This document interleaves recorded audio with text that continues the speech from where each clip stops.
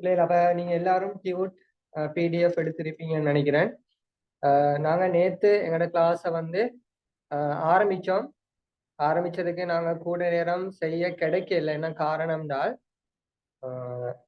நேத்து அதிகமான பிள்ளைகளுக்கு ஜாயின் பண்ணிக்கொள்ள இல்லாத ஒரு நிலை ஒன்று வந்துச்சு.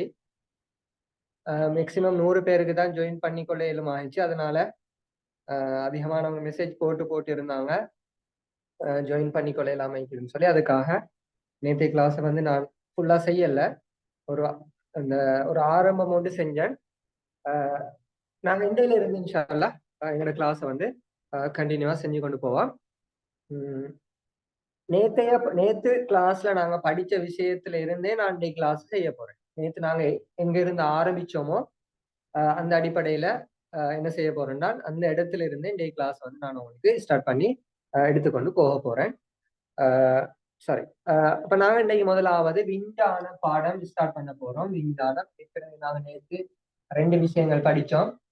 இந்த விஞ்ஞானத்துல அலகு ஒன்று முதலாவது அலகுட தலைப்பு என்னன்னு சொன்னால் உயிர் சூழலின் விந்தைகள். உயிர் சூழலின் விந்தைகள்ங்கிறது தான் உங்களோட முதலாவது அலகு. சரிதானே? சரி, இப்படி ஒவ்வொரு அலகுகளாக வந்து நாங்க படிப்போம். ஒவ்வொரு அலகு முடிஞ்சதுக்கு பின்னாலையும் அந்த அலகுல வந்து உங்களுக்கு அலகு பரீட்சை வைப்பேன்.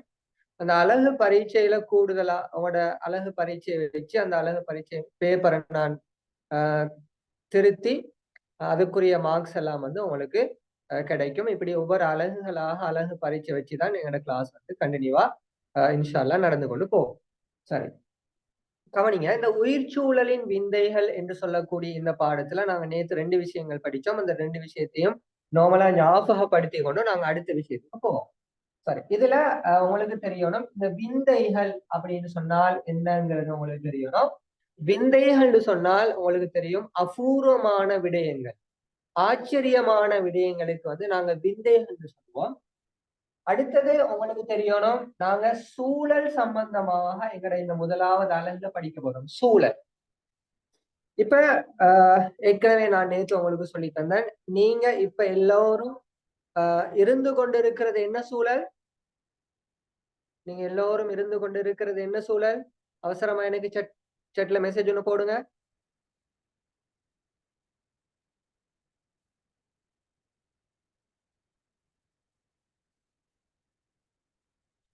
நீங்க எல்லோரும் இருந்து கொண்டிருப்பது என்ன சூழல்?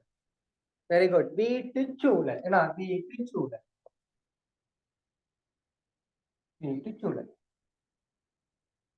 இப்ப நான் இருந்து கொண்டிருக்கிறது வந்து என்ன சூழல்? ஒரு வகுப்பறை சூழல். அப்படித்தானே? நான் ஒரு வகுப்பறையில இருக்கிறேன். ஒயிட் போர்டு இருக்குது, பெஞ்சஸ் இருக்குது. நான் ஒரு வகுப்பறை சூழல்ல இருந்து கொண்டு இருக்கிறேன். அப்படி வித்தியாசமான சூழல்கள் வந்து காணப்படுது. நாங்க அந்த வித்தியாசமான சூழல்கள் சம்பந்தமாக நாங்க அடுத்தது பார்ப்போம். சரி, இப்ப உங்கள்கிட்ட ஒரு கேள்வி கேட்கலாம். சூழல் என்றால் என்ன? சூழல் என்றால் என்ன அப்படின்னு உங்கள்கிட்ட ஒரு கேள்வி கேட்டால் முதலாவது உங்களுக்கு தெரியணும், சூழல் என்றால் என்னன்னு கேட்டால், சூழல்னு சொன்னால் எங்களை சுத்தி இருக்கிறதுக்கு பெயர் சூழல். எங்களை சுத்தி என்னவெல்லாம் இருக்குதோ எங்களை சுத்தி இருக்கிறதுக்கு பெயர் சூழல். இப்ப நான் வகுப்பறை சூழல்ல நின்று கொண்டிருக்கிறேன். என்னைய சுத்தி இருக்கிறது என்ன இருக்குது? ஒயிட் போர்டு இருக்குது, மேசை இருக்குது, அதே மாதிரி கையில மார்க்கர் இருக்குது, லைட் இருக்குது. இப்படி ஒவ்வொரு வகுப்பறை சூழல்ல என்ன நிறைய விஷயங்கள் காணப்படுது. சரி, அதை பொறுப்பு பார்ப்போம். இப்ப முதலாவது கேள்வி பாருங்க, சூழல் என்றால் என்ன அப்படின்னு முதலாவது கேள்வி. இந்த கேள்விக்கு நான் ஏற்கனவே நேற்று உங்களுக்கு விடை சொல்லிட்டேன். எம்மை சுற்றியுள்ளவை. நேற்றைய கிளாஸ் ஃபாலோ பண்ணாதவங்க இந்த கேள்விக்கு முதலாவது கேள்விக்குரிய விடை எழுதி கொள்ளுங்க. எம்மை சுற்றியுள்ளவை சூழல் எனப்படும். எம்மை சுற்றியுள்ளவை சூழல் எனப்படும்.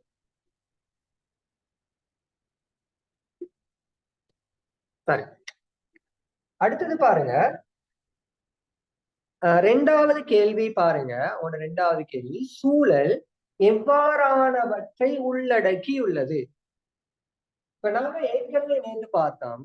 சரி, நினைவுக்குள்ள நாங்க நேற்று வீட்டு சூழல் தானே பார்த்தோம். இன்னைக்கு எனக்கு சொல்லுங்க, உங்களோட வகுப்பறை சூழல்ல என்னவெல்லாம் காணும்? இன்னைக்கு எல்லாரும் சொல்லணும் உங்களோட வகுப்பறை சூழல்ல என்னவெல்லாம் காணப்படும். மெசேஜ்ல போடுங்க பாப்போம். ஒவ்வொருத்தரும் ஒவ்வொன்று போடுங்க. அதுல இருந்து 10 நான் எழுத போறேன். Okay, white board. கரும்பலகை எழுதுவோமே, கரும்பலகை இல்லாட்டி வெண்பலகை.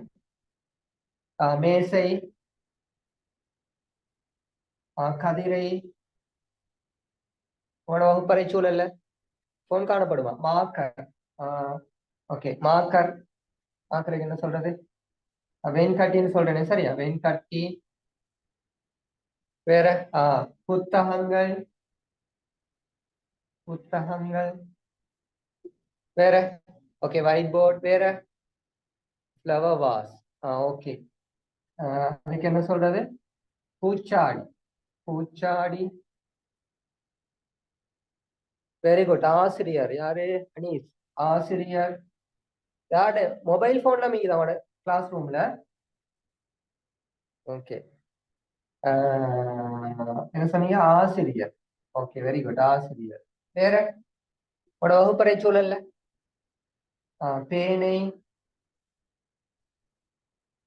ஓகே, சுவரொட்டி. இன்னொரு முக்கியமான ஆள் சொல்லல. கடிகாரம். ஓகே, இன்னொரு நான் 10 பேர் தான் எழுத போறேன். இன்னொரு முக்கியமா, வெரி குட். யாரு? யாசராவா? மாணவன் சொன்னால் யாரு? திரும்ப நீங்க மெசேஜ் போடுங்க. மாணவன். Okay, Aliya. Iffat Sahari. Very good, very good. 10வது மாணவர்கள். மாணவர். சரி, நீங்க கவனிங்க. இவங்க 10 பேரும் இத்ரிஸ். Okay, very good. பாருங்க, இவங்க 10 பேரும் எங்கட வகுப்பறை சூழல்ல காணப்படுறவங்க. ஓகேயா பிள்ளைகள்?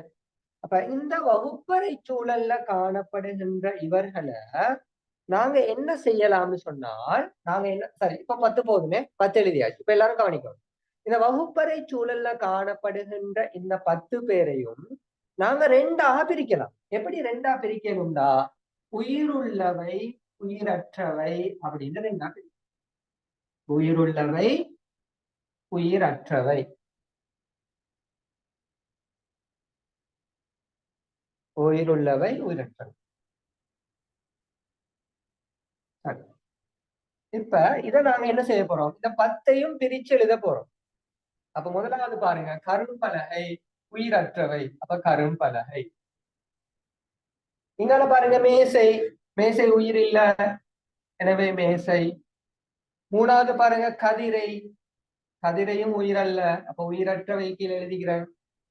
நாலாவது பாருங்க, வெண்கட்டி. வெண்கட்டி. ஓகே, வெண்கட்டியும் உயிரற்றவை. அஞ்சாவது புத்தகங்கள், அதுவும் உயிரற்றவை, எனவே புத்தகங்களை உயிரற்றவை கீழே எழுதிக்கிறேன்.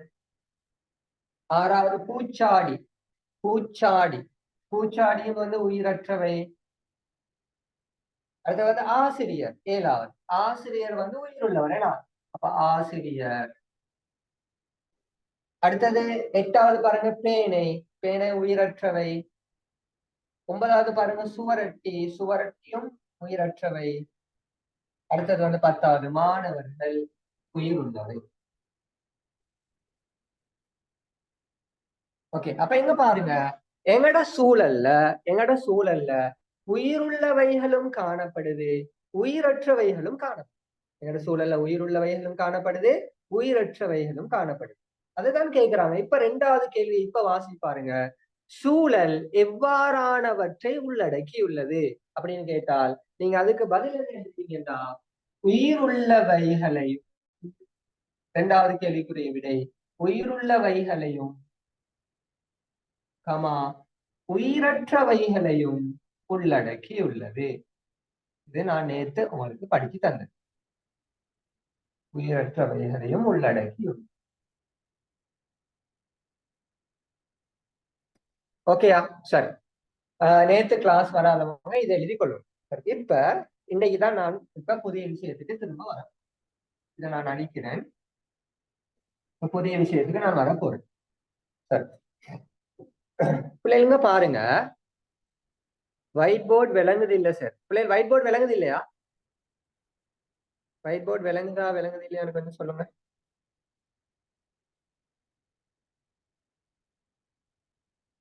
ஒயிட் போர்டு விளங்குதா விளங்குது இல்ல?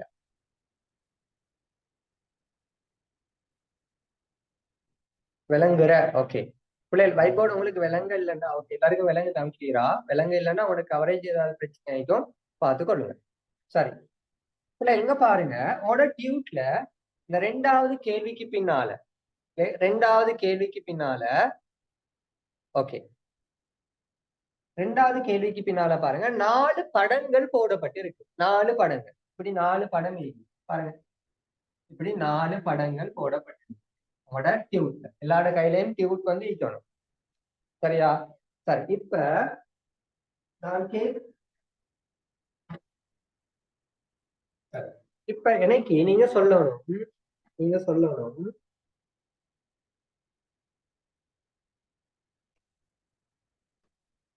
Okay. இப்ப எனக்கு சொல்லணும், இதுல முதலாவது இருக்குங்க, அதாவது இந்த இடத்துலக்கு தானே இந்த முதலாவது படம். இந்த படம், இந்த படம் என்ன சூழலை எங்களுக்கு குறிச்சு காட்டுது? இந்த படம் என்ன சூழலை எங்களுக்கு குறிச்சு காட்டுது?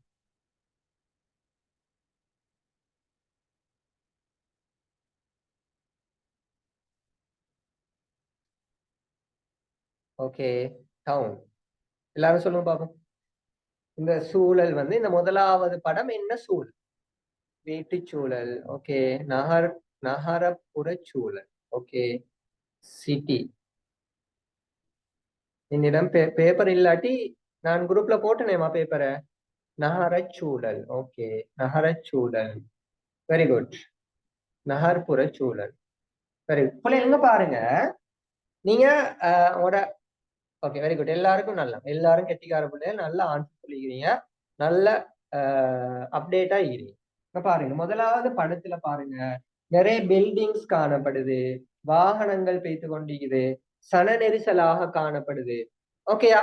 சரி, அப்ப இதுல இருந்து எங்களுக்கு விளங்குது என்னன்னு சொன்னால், இந்த முதலாவது சூழலுக்கு நாங்க பேர் வைக்கலாம் என்னன்னு சொல்லி, நகர்ப்புற சூழல் அல்லது நகர்ப்புற சூழல் பேர் வைக்கலாம்.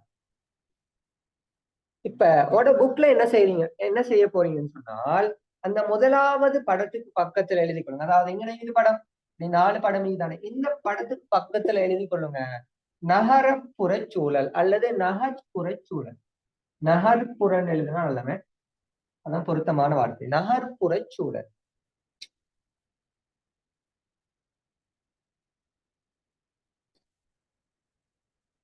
ஓகே, அவசரம் எழுதி கொள்ளணுமே.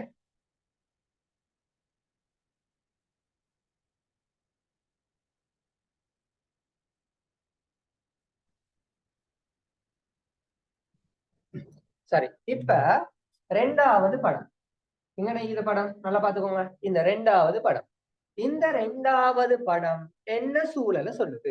ரெண்டாவது. வெரி குட் ஷிப்கா, கிராம சூழல். வேற ஆன்சர்? எல்லாரும் சொல்லுங்க பாபம். ஓகே, யாரா? வில்லேஜ் சூழல். ஓகே, எல்லாரும் சொல்லணும். கிராம சூழல், கிராமப்புற சூழல். ஓகே, 135 பேர் இருக்கிறீங்க, எல்லாரும் ஆன்சர் சொல்லணும். காட்டு சூழல். ஓகே, கிராம சூழல், வில்லேஜ் சூழல், கிராமப்புற சூழல். Very good. பிள்ளைங்க கவனிங்க, சரியான விடை கிராம. பாருங்க, அந்த படத்தை பாத்தீங்கன்னு சொன்னால், ஒரு கிராமம், ஒரு கிராமத்தோட சூழல் காணப்படுது. மாடுகள் மேய்ந்து கொண்டு இருக்குது. இது காடு இல்ல, சிலவங்க காட்டு சூழல்னு சொல்லிக்கிறீங்க. இது காடா பிள்ளைங்க? ரெண்டாவது இங்க இருக்கிற படம் வந்து காடா? இல்ல, மனிதர்கள் வாழ்றாங்க. பாருங்க, ஒரு ஒரு ஒரு ஒரு ஒரு பன்சலை காணப்படுது. ஒரு வீடு காணப்படுது. அந்த வீட்டுல ஒருத்தர் என்ன உட்கார்ந்து நம்ம படிச்சு கொண்டிருக்கிறார். அப்ப அது ஒரு காடாக இருக்க சான்ஸ் இல்லை. அப்ப இது எப்படிப்பட்ட சூழல்னால் கிராமப்புற சூழல். அப்ப பக்கத்துல எழுதி கொள்ளுங்க, கிராமப்புற சூழல்.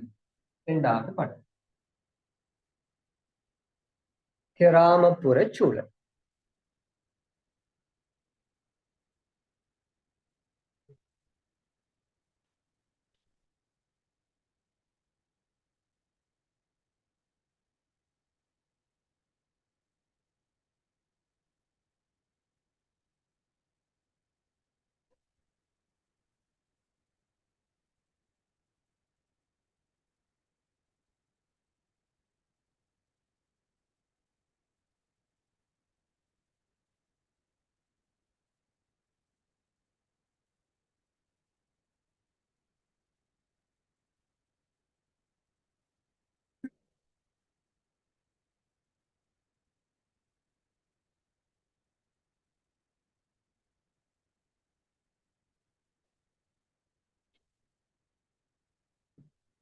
ஓகே, இப்ப எனக்கு சொல்லுங்க பிள்ளைங்க, மூணாவது சூழல்.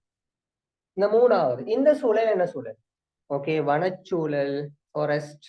ஓகே, காட்டுச்சூழல், மிருக காட்சி சூழல். ஓகே, காட்டுச்சூழல், காட்டுச்சூழல், ஜங்கிள், காட்டுச்சூழல், வனப்புறச்சூழல், காட்டுச்சூழல். ஓகே, வெரி குட் பிள்ளைகள். இந்த சூழலுக்கு பேர் என்னன்னா பாருங்க, இதுல யானை காணப்படுது, மான் காணப்படுது, அப்படிதானே, குரங்கு காணப்படுது. அப்ப மிருக காட்சி சாலை சூழல். மிருக காட்சி சாலையில பிடிக்குமா? மிருக காட்சி சாலையில எப்படி மிருகங்கள் எல்லாம் திறந்து விட்டுப்பாங்களா? அப்படி இருக்காது சார். மிருக காட்சி சாலையை எங்களுக்கு சொல்லலாம், அதுக்கு பாருங்க. இது வந்து என்ன சூழல்னு சொன்னால் காட்டுச்சூழல். பாருங்க, ஒரு காடு. இதுக்கு நாங்க சொல்லுவோம் காட்டுச்சூழல் சொல்லுவோம். மூணாவது சூழல் என்ன? காட்டுச்சூழல். சரி, இப்ப நாலாவது சூழல் என்ன சூழல்? நாலாவது சூழல் சொல்லுங்க. நாலாவது சூழல், வெரி குட், கடற்கரை சூழல்.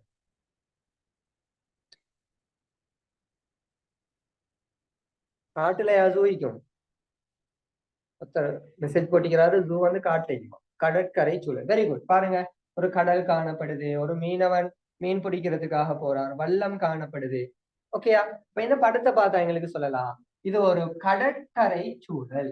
கடற்கரை சூழல்.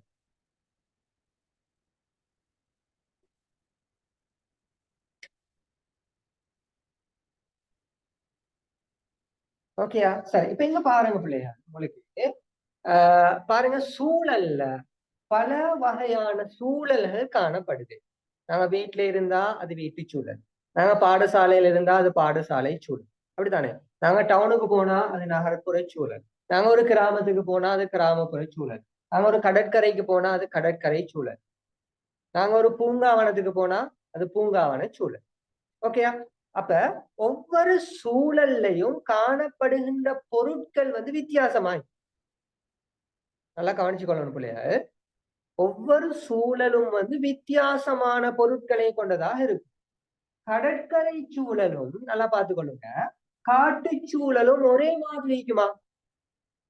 கடற்கரை சூழலும் காட்டு சூழலும் ஒரே மாதிரி இருக்குமா? இருக்காது.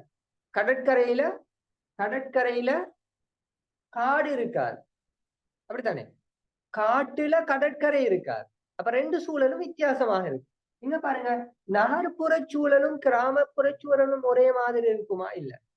நகர்ப்புறத்துல அது டவுனாக இருக்கும், நிறைய அடுக்குமாடி கட்டிடங்கள் காணப்படும், வாகன நெரிசல் காணப்படும், சத்தம் அதிகமாக காணப்படும். கிராமப்புற சூழலை பாத்தீங்கன்னா அங்க அமைதியான ஒரு காட்சி காணப்படும். வீடுகள் வந்து நெருக்கமாக இருக்காது, அடுக்குமாடி வீடுகள் வந்து அதிகம் காணப்படாது. இப்படி வித்தியாசமான ஒரு அமைப்புல காணப்படும். நகர்ப்புற சூழலும் கடற்கரை சூழலும் ஒரே மாதிரி காணப்படுமா?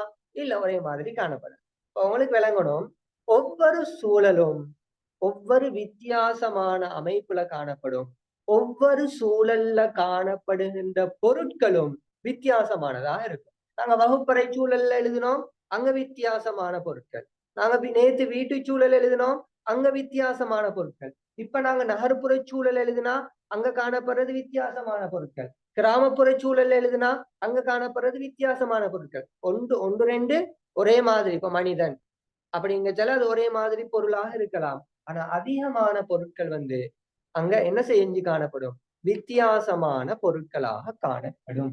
ஓகேயா? நான் இவ்வளவு நேரம் சொன்னது உங்களுக்கு விளைஞ்ச எல்லாருக்கும்? இவ்வளவு நேரம் சொன்னது உங்களுக்கு விளைஞ்சா?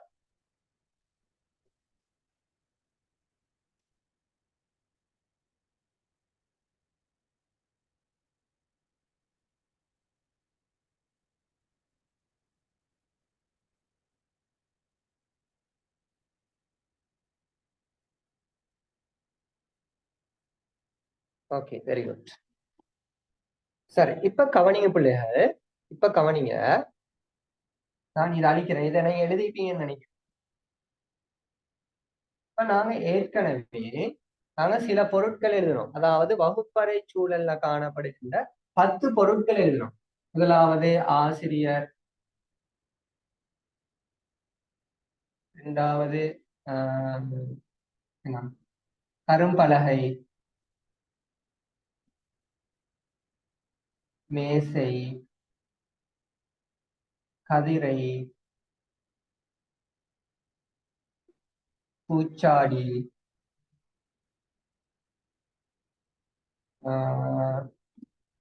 வேற கடிகாரம், வேற சுவரொட்டி, வெண்கட்டி, வெண்கட்டி, வேற என்ன சொல்லலாம்? வேற மாணவர், மாணவர், இன்னொன்று மாணவர்கள், வேற இன்னொன்று டஸ்டர். என்ன டஸ்டருக்கு என்ன சொல்றது? அழிப்பானா? அழிப்பான் தானே. ஓகே, பேனா எழுதி கொள்ளுமே, பேனா, பேனா. சரி, இப்ப கவனிங்க. ஓகே, முக்கியமான ஒன்று எழுதலையே, புத்தகம் எழுதலையேனா. ஓகே, பூச்சாடியை அழிச்சு போட்டு புத்தகத்தை எழுது. இந்த புத்தகம் கட்டாயம் காணப்படுமே வகுப்பறை சூழல், புத்தகம். சரி பிள்ளைகள், இப்ப இங்க பாருங்க, இங்க பாருங்க. இந்த 10 பொருட்கள்லையும் நாங்க 2ஆக பிரிச்சோம், அப்படித்தானே? உயிர் உள்ளவை, உயிரற்றவை அப்படின்னு சொல்லி நாங்க 2ஆ பிரிச்சோம். சரிங்க, பாருங்க, உயிர் உள்ளவை, உயிரற்றவை.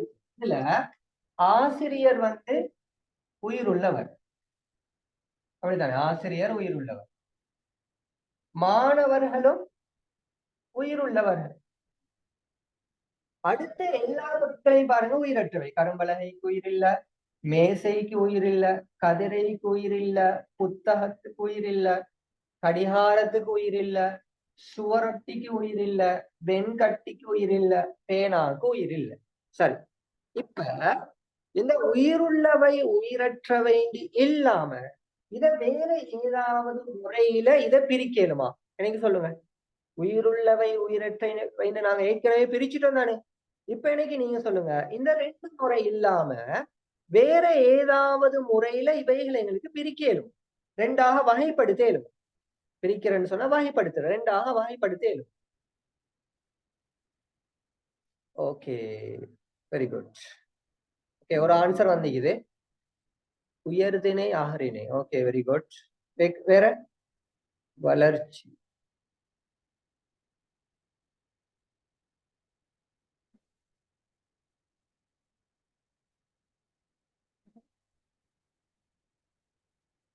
Very good. பிள்ளைகள் கவனிங்க, இத நாங்க இன்னும் வகைப்படுத்தலாம், இன்னும் வகைப்படுத்தலாம். எப்படி வகைப்படுத்தலாம்டா?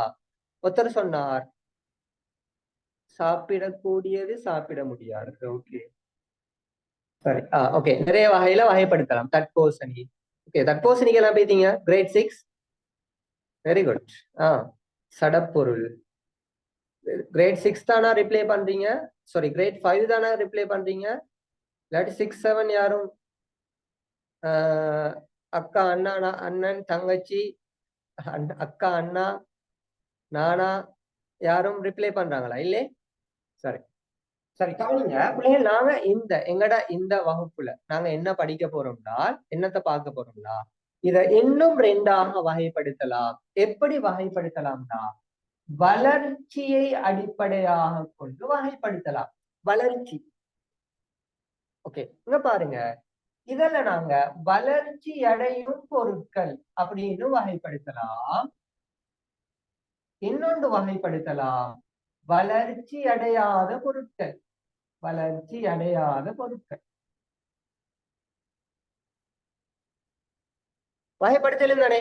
வளர்ச்சி அடைகின்ற பொருட்கள், வளர்ச்சி அடையாத பொருட்கள். ஓகே, இப்ப நாங்க வகைப்படுத்த போறோம் ஏற்கனவே எழுதின மாதிரி. சரி, இங்க பாருங்க, ஆசிரியர் வளர்ச்சி அடையும் பொருள். என்ற ஆசிரியர் வளருவார், தானே ஆசிரியர். கரும்பலகை வளர்ச்சி அடையுமா? வளர்ச்சி அடையாதுன்னா, கரும்பலகை அதே சைஸ்ல தானே. கரும்பலகை நாங்க கிரேட் 1 படிக்கச்சலையும் இதே அளவுல தான் எங்கட கரும்பலகை இருந்துச்சு. இப்ப நாங்க கிரேட் 5 படிக்கச்சலையும் அதே சைஸ்ல தான் எங்கட கரும்பலகை இருக்கு. ஓகே, மேசை வளர்ச்சி அடையுமா? மேசையும் வளர்ச்சி அடையாது. மேசை வளர்ச்சி அடைஞ்சா எவ்வளவு லேஸ் வேணாம். கதிரை வளர்ச்சி அடையுமா? இல்ல, கதிரையும் வளர்ச்சி அடையாது. அதே சைஸ்ல தான் காணப்படும். புத்தகம் இல்ல, அவரும் அதே சைஸ்ல தான் காணப்படுவார், வளர்ச்சி அடைய மாட்டார்.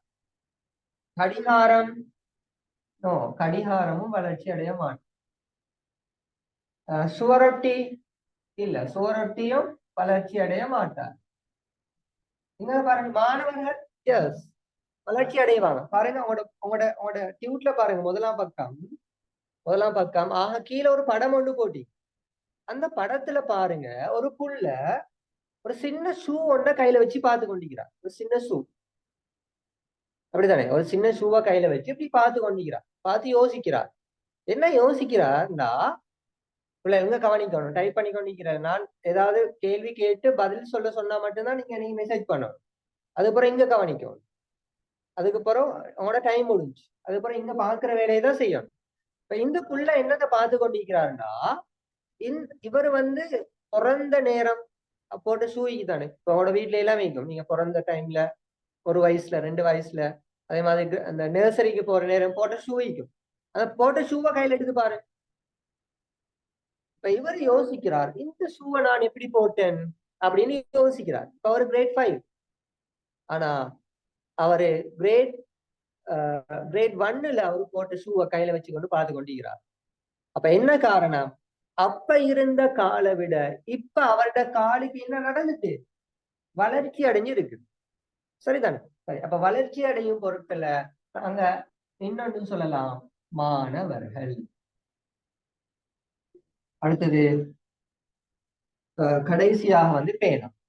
பேனா வந்து வளர்ச்சி அடையாத பொருள். சரியா? சரி, இப்ப பாருங்க, நாங்க இந்த பொருட்களை 2ஆக வகைப்படுத்திட்டோம். இப்ப எனக்கு சொல்லுங்க, இந்த வளர்ச்சி அடையும் பொருட்கள் வந்து எப்படிப்பட்ட பொருட்களாக காணப்படுது? நான் கேட்கறதுக்கு நல்லா யோசிச்சு பதில் சொல்லணும். இந்த வளர்ச்சி அடையும் பொருட்கள் எப்படிப்பட்ட பொருட்களாக காணப்படுது? எல்லாரும் விட சொல்லணும் எனக்கு. வெரி குட், கெட்டிக்கார பிள்ளைய. ஓகே, எல்லாரும் ஆன்சர் அனுப்புங்க. எல்லாரும் 100 பேர் இருக்கிறீங்க, 135 பேர், எல்லாரும். Very good.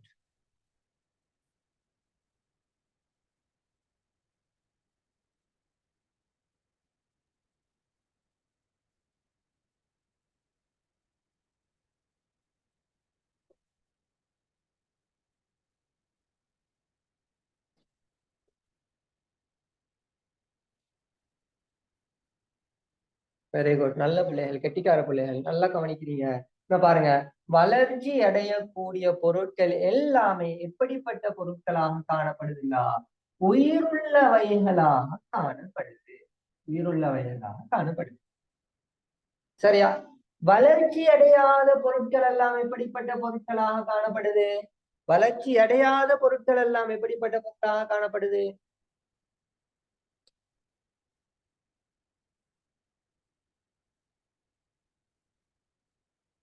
வெரி குட், உயிரற்றவைகளாக காணப்படுது. உயிரற்றவைகளாக.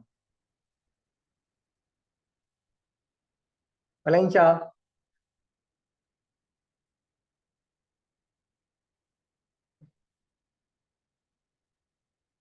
Very good. ஓகே, இப்ப எனக்கு ஆன்சர் அனுப்புனது போதும். இப்ப நீங்க என்னைய கவனி. இப்ப போதும், இப்ப உங்களோட மெசேஜ் வந்தது எனக்கு போதும். இப்ப பாருங்க, இப்ப 3வது கேள்வி பாருங்க. 3வது, அதாவது உங்களோட முதலாவது பக்கத்துல இருக்கின்ற கடைசி கேள்வி பாருங்க. சூழலில் காணப்படும் கூறுகளின் பல்வகைமை யாது அப்படின்னு கேட்டுக்கிறாங்க. அப்படின்னா சூழல்ல காணப்படுகின்ற பொருட்கள்ல எப்படியான தன்மையுள்ள பொருட்கள் காணப்படுது அப்படின்னு கேட்கிறான். அதுக்குரிய பதில் என்னன்னா, ஒன்று வளர்ச்சி அடையும் பொருட்களும் காணப்படுது, 2வது வளர்ச்சி அடையாத பொருட்களும் காணப்படுது. அப்ப நீங்க முதலாவதுக்கு கீழே எழுதணும் வளர்ச்சி அடையும் பொருட்கள், 2வதுல எழுதணும் வளர்ச்சி அடையாத பொருட்கள். ஓகே, விட எழுதுங்க அவசரமா. நான் சொன்னது விளங்கிட்டு தானேண்ணா? விளங்காட்டி விளங்க இல்லைன்னு சொல்லணுமே. விளங்காட்டி சொல்லணும் சார் விளங்கல்ல அப்படின்னு சொன்னா நான் திரும்ப விளங்கப்படுத்துவேன். ஆனா சும்மா அந்த ஹேண்ட் ரைஸ் பண்ணிக்கொண்டு இருக்க கூடாது. ஹசீப்,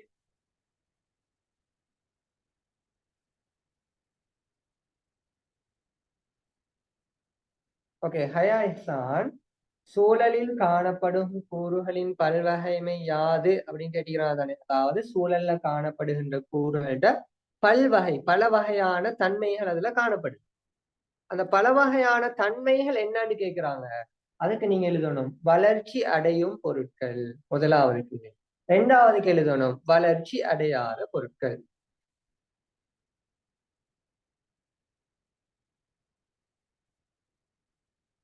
ஓகே, உயிருள்ளவைகள் உயிரற்றவைகள்னும் நீங்க எழுதலாம். அதுல பிரச்சனை இல்லை. ஏன்னா உயிருள்ளவைகள் உயிரற்றவைகள்னு சொல்லி நாங்க ரெண்டாவதுக்கு நாங்க சொல்லிட்டோம் தானே.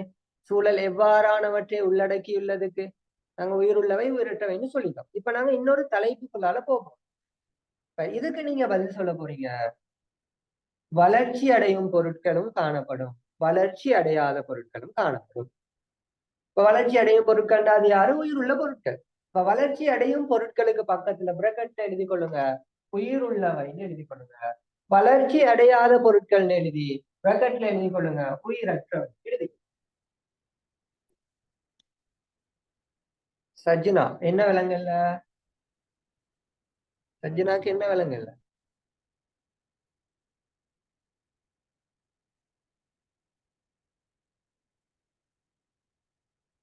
ரிஜா என்ன விலங்கல்ல? இதான் விலங்கு இல்ல? இந்த லிஸ்ட் போட்டது விலங்கு இல்லையா? இல்லாட்டி என்ன எழுத சொன்னது விலங்கு இல்லையா?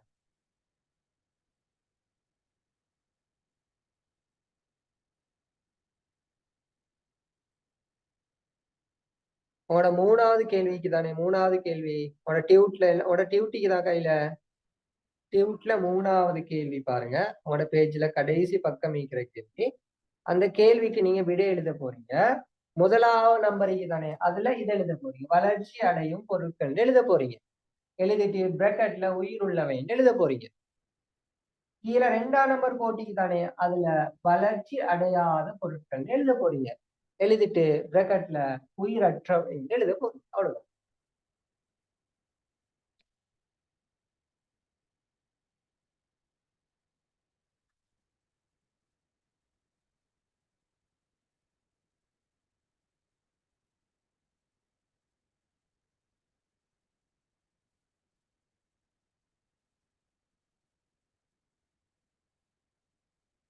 ஓகே, எல்லாம் எழுதி முடிஞ்சா எனக்கு ஓகே மெசேஜ் ஒன்று போடுங்க. அடுத்ததுக்கு போவோம். அடுத்த ரெண்டாம் பக்கத்துக்கு போகிறோம்.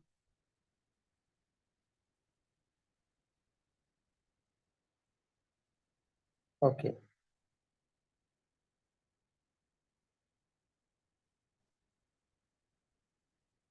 சரி பிள்ளைகள் இப்ப உங்களுக்கு ஒரு புக்ல முதலாவது செயற்பாடு ஒன்று தந்திக்கிறோம். இது உங்களோட பாடசாலை புக்ல இருக்கின்ற ஒரு செயற்பாடு. சரிதானே. இந்த செயற்பாடுல இந்த செயற்பாட்டுல ஏற்கனவே நாங்க தயாரிச்ச இந்த லிஸ்டிக்கு தானே. இதுல இந்த மாணவர்களுக்கு பதிலாக நான் சிறுவண்டு போட்டுக்கிறேன். சிறுவண்டு போட்டுக்கொள்றேன். சரி, தேவையில்லை. மாணவர்களே கேட்டுமே. மாணவர்களே கேட்டு. சரி, இப்ப நீங்க என்ன செய்ய போறீங்கன்னா இந்த பொருட்களை அப்படி எழுதி விட போறீங்க. வளர்ச்சியை காட்டும் பொருட்கள், வளர்ச்சியை காட்டாத பொருட்கள். இந்த லிஸ்ட வளர்ச்சியை காட்டாத பொருட்கள் எழுதுங்க. இங்க வளர்ச்சியை காட்டக்கூடிய பொருட்கள் எழுதுங்க. வளர்ச்சியை காட்டும் பொருட்கள் முதலாவது இதுல எழுதுங்க. முதலாவது இதுல எழுதுங்க. இங்க எழுதுங்க வளர்ச்சியை காட்டாத பொருட்கள். அது அவசரமா எழுதுங்க. இங்க போட்டிக்கிறது.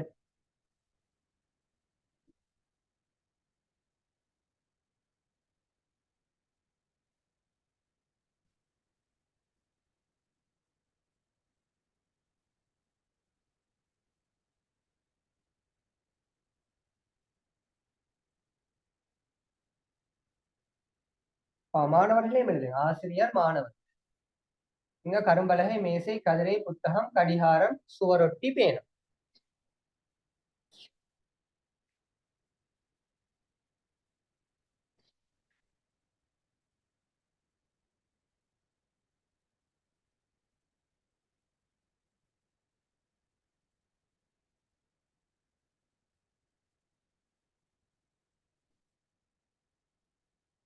சரி, எழுதி முடிஞ்சா எனக்கு ஓகே மெசேஜ் ஒன்று போடுங்க. நாங்க அடுத்தது போவோம். எழுதி முடிஞ்சா ஓகேன்னு மெசேஜ் ஒன்று போடுங்க. 9:15 முடிக்கணும். ஏண்டா நீங்க தூங்க வேணுமே, நாளைக்கு ஸ்கூலுக்குது.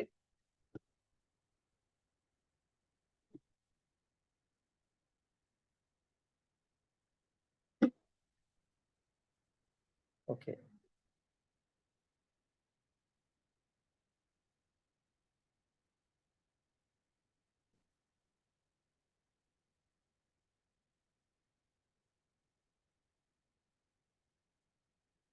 Okay, very good. சரி, நல்லா பிள்ளைகள். அப்ப எல்லாரும் முடிஞ்சுன்னு நினைக்கிறேன். இதை அழிக்கிறேன். அப்படி நீங்க யாரும் எழுத இல்லைன்னு சொன்னா ஒரு ஸ்கிரீன்ஷாட் எடுத்து வச்சு கொள்ளுங்க.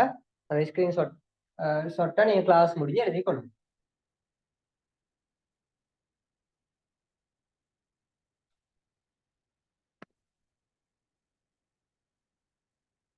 சரி, இப்ப பாருங்க, உங்களோட ரெண்டாவது பேஜ்ல முதலாவது கேள்வி, அதாவது 4வது கேள்வி. இப்ப நாங்க பார்க்க போற 4வது கேள்வி என்னன்னா, வளர்ச்சி என்றால் வளர்ச்சி வளர்ச்சி என்றால் என்ன? இது உங்களோட எக்ஸாமுக்கு எல்லாம் வரக்கூடிய ஒரு கேள்வி. முதலாம் தவணை ஆறாம் ஆண்டிட முதலாம் தவணையில ஒரு கேள்வியாக வரும். வளர்ச்சி என்றால் என்ன? சரிங்களா? பாருங்க பிள்ளைகள், வளர்ச்சிங்கிறது யாருண்டா உங்களுக்கு ஏற்கனவே தெரியும். இந்த வளர்ச்சி யாருல நடக்கும்? உயிருள்ளவைகள்ல மட்டும்தான் நடக்கும். எல்லாம் ஞாபகம் வச்சுக்கொள்ளணும். வளர்ச்சி உயிருள்ளவைகள்ல மட்டும்தான் நடக்கும். சரிங்களா? பாருங்க, உயிருள்ளவைகள்ல எதுல வளர்ச்சி நடக்கும்னு சொன்னால், உயிருள்ளவைகள பருமன் அதிகரிக்கும். பருமன் அதிகரிக்கும். நல்லா பார்த்துக்கொள்ளணுமே. உயிருள்ளவைகள என்ன அதிகரிக்கும் சொன்னால் பருமன் அதிகரிக்கும். பருமன் சொன்னா என்ன? பருமன்டா சைஸ், அப்படித்தானே? இப்ப நீங்க கிரேட் 1ல போட்ட உடுப்ப இப்ப போடலாம், ஷேட் இப்ப போடலாம். என்ன காரணம்? உங்களோட பருமன் கூடிட்டு, உங்களோட சைஸ் கூடிட்டு, அப்படித்தானே? உங்களோட நீங்க கிரேட் 1ல போட்ட ட்ரௌசரை உங்களுக்கு போடலாம். ஏன்? நீங்க உயர்ந்துட்டீங்க, உங்களோட பருமன் கூடிட்டு, அப்படித்தானே? சரி, அப்ப பாருங்க, பருமன்ல ஏற்படுகின்ற அதிகரிப்புக்கு பேரு தான் நாங்க வளர்ச்சின்னு சொல்லுவோம். நல்லா பார்த்துக்கொள்ளணும். பருமன்ல ஏற்படக்கூடிய அதிகரிப்புக்கு பேரு தான் நாங்க வளர்ச்சின்னு சொல்லுவோம். கவனிங்க, இந்த பருமன்கிறது 3 விஷயத்துல தங்கி இருக்கு. ஒருத்தர்ல பருமன் கூடிட்டு அப்படின்னு சொன்னால் அவர்கிட்ட 3 விஷயம் கூடும்.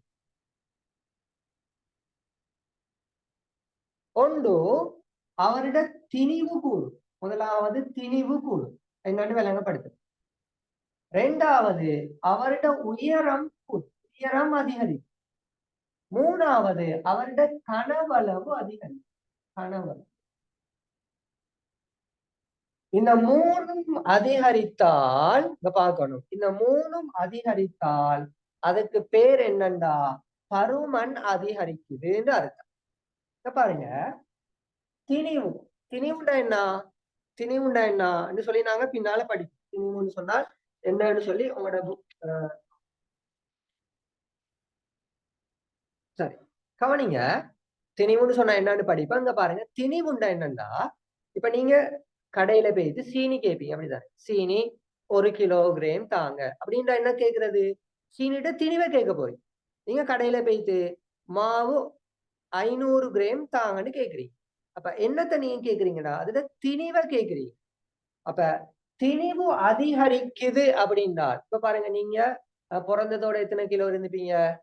ஒரு 3 கிலோகிராம் இருந்துச்சு, அல்லது ஒரு 4 கிலோகிராம் இருந்துருக்கு. இப்ப எத்தனை கிலோ இருக்கிறீங்க? இப்ப எத்தனை கிலோகிராம் இருக்கிறீங்க? ஒரு 20 கிலோ, 25 கிலோ. அப்ப இங்க பாருங்க, நீங்க பிறந்த நேரம் இருந்த அந்த திணிவை விட உங்களோட இப்போதைய திணிவு என்ன செஞ்சிருக்குதுன்னு சொன்னால் அதிகரித்திருக்குது.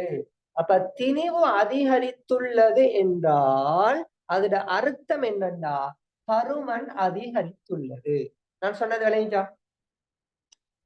விளங்கிச்சா? எஸ் நோ, எஸ் நோ விளங்குனா எஸ், இல்லாட்டி நோ. அவசரமா மெசேஜ் போடுங்க.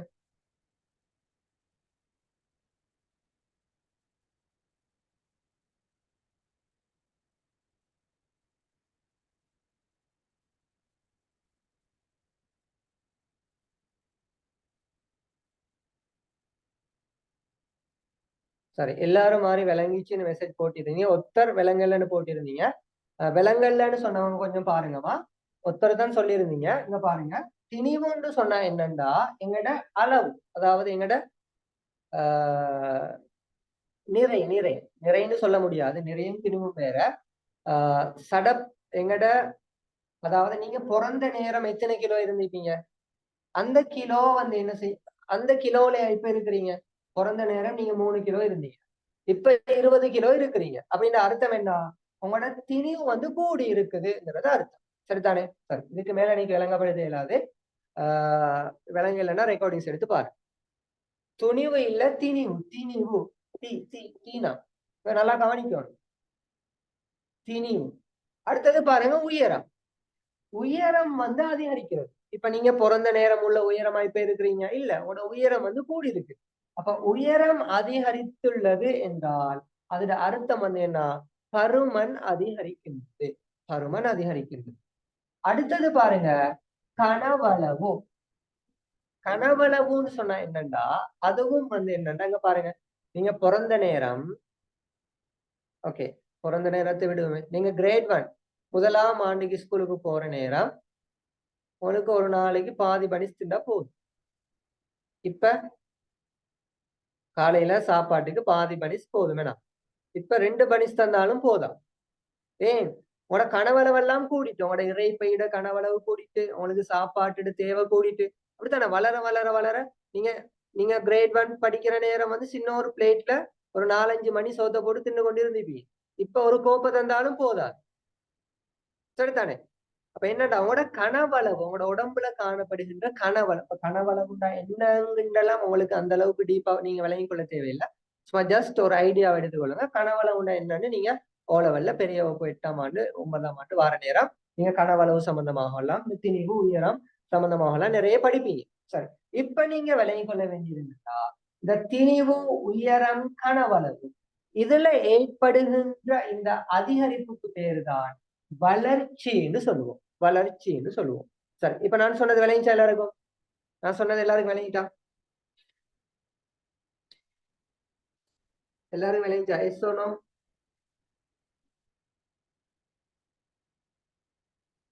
எஸ். இப்ப இந்த வளர்ச்சி என்றால் என்னைக்கு கீழால இந்த கேள்வியை இந்த இந்த இந்த சாரி இந்த விடையை எழுதுங்க. நான் எழுதுற விடையை எழுதுங்க. விடை எழுதி விடுங்க.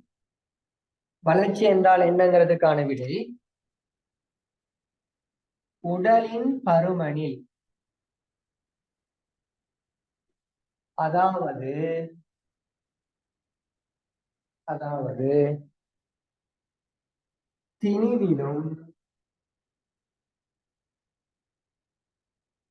கனவளவிலும் உயரத்திலும் ஏற்படும் மீளா அதிகரிப்பு, மீளா அதிகரிப்பு வளர்ச்சி எனப்படும்.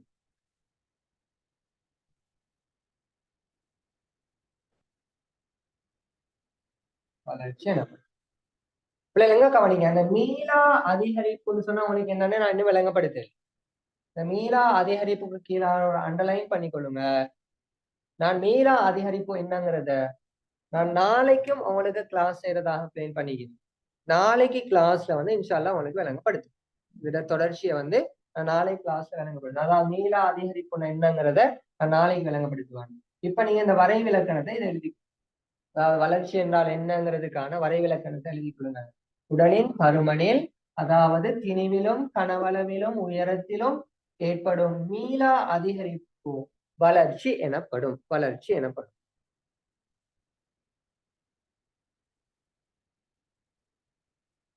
சரி, இப்ப நீங்க 2 கிளாஸ் சயின்ஸ் படிச்சிருக்கீங்க, விஞ்ஞானம் 2 கிளாஸ் படிச்சிருக்கீங்க. சரிதானே? சரி, இப்ப இன்னைக்கு சொல்லுங்க, உனக்கு விஞ்ஞானம் இலேசா கடினமா? இலேசுனா 1ஆம் நம்பர் மெசேஜ் போடுங்க, கடினம்னா 2ஆம் நம்பர் மெசேஜ் போடுங்க. நீங்க படிச்ச விஞ்ஞானம் கடினமா இலேசா?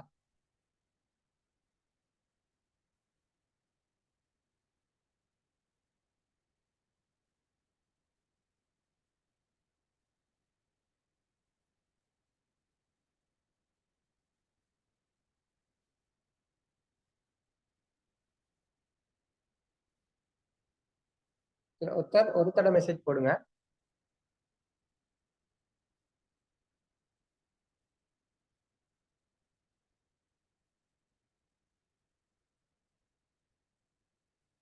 Very good. பிள்ளைகள் எல்லாருமே ஈஸின்னு தான் மெசேஜ் போட்டிக்கிறீங்க.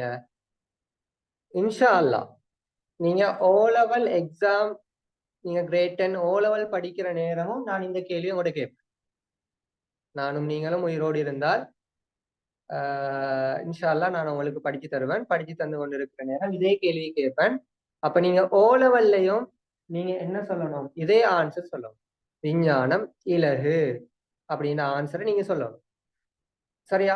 அந்த இடத்துக்கு நீங்க வரணும்டா கிரேட் 6ல இருந்து நீங்க விஞ்ஞானத்தை நீங்க என்ன செய்யணும்? அழகா படிச்சு கொண்டு போகணும். படிச்சு கொண்டு போனா நீங்க ஓ லெவல்ல கேட்டாலும் என்ன இதே பதில தான் நீங்க சொல்லுவீங்க. சரிதானே? சரி, ஓகே. அப்ப இன்ஷா அல்லாஹ் நாங்க நாளை கிளாஸ்ல சந்திப்போம். எல்லாருக்கும் good night. Thank you so much. Bye. அஸ்ஸலாமு அலைக்கும்.